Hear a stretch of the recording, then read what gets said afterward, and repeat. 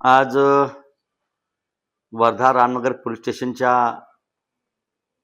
जो परिसर आहे त्या जागेची आम्हाला रितसर मागणी झाली होती आणि त्या अनुषंगाने आमचा विषयसूचीमध्ये तो विषयसुद्धा होता.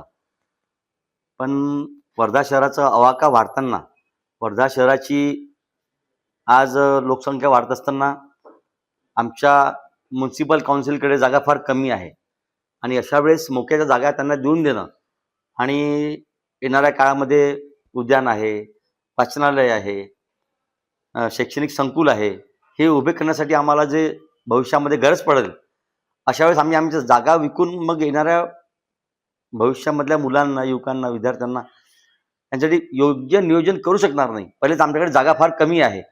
अशा वेळेस आम्ही त्या सभागृहाचा विषय मांडला, सभागृहाने तो विषय नामंजूर केला.